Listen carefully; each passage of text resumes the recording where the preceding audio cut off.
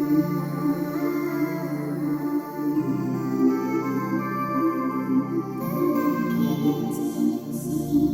y'all, so look, I just went test drive with my friend. They clearly interrupted my video, so let's start over. So pretty much what I'm talking about in this video, this is another Sunray Speaks, and I wanted to get this out because I was just posting something about this on my story, and I'm like, y'all need to know about this. So pretty much sometimes God has to position you to receive a blessing, okay? Sometimes God has to position you to receive a blessing. So a lot of people may be wondering, God, where's my husband? God, where's the car you promised me? God, where's the peace of mind you promised me? God, where's the joy you promised me in your word? God, where's this? Where's that? Whatever it is, it can be physical things, mental things, spiritual things, emotional things. Sometimes you have to be positioned in order, not sometimes, you always have to be in the right position to receive, okay? Now, one thing that I want to say personally about my own journey is that I wanted to get a car. I wanted to have peace of mind. I wanted to have like my anxiety clear. I wanted to be able to build a closer relationship with God. All of these things, those things could not happen while I was in Milwaukee. God had to put me somewhere else. He had to bring me to Houston to position me in order to receive. Now, this is not to say that Houston is the last place that I'll be, because I've been getting inklings that God will have me go somewhere else. This was just for this period in time, which I'm so grateful for. I love Houston. Houston will forever be my home. But God had to bring me here to receive certain things, to prepare me for certain things so that I can move to the next area or the next level, and I'll be able to impact people on a wider scale. So sometimes it's not the fact that you are not God's not hearing you. It's that you aren't positioned. So for example, y'all that's like, God, where's my husband? I waited my husband for 30 years, but you still have not worked on your attitude. You still have not began to heal. How can you expect God to give you your kingdom husband, somebody that you're immediately going to be assigned to? Y'all gonna have assignments to do for the body, but you will mistreat him. Your past trauma will harm him.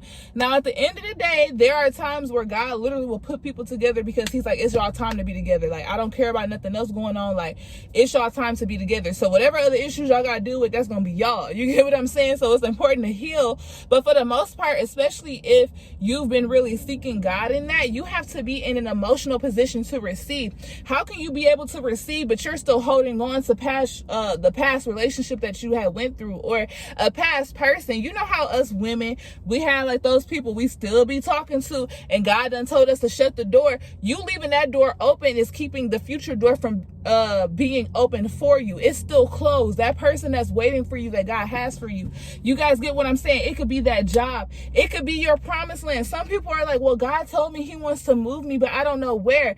Yeah, he's not saying where because you haven't even developed a close relationship with him. You haven't even began speaking to him just yet. You haven't even begun to put him as the head of your life just yet. So it's kind of one of those things where it's like, I'm not going to bless you with something or send you somewhere if before you even get to that point, you're not doing what you need to sustain whatever it is I'll give you in this land. It's so important that we recognize that God is not going to bless us with something if we, how do you say it? So for example, let's say you got person A and person B. I had said this to somebody on the phone. Person A already really good with managing money. They put money in their savings. They put money towards their tithes and offering. And they put money towards their bills. And then they have money to spend. Boom. Then you got a person that as soon as they get money, it just goes away.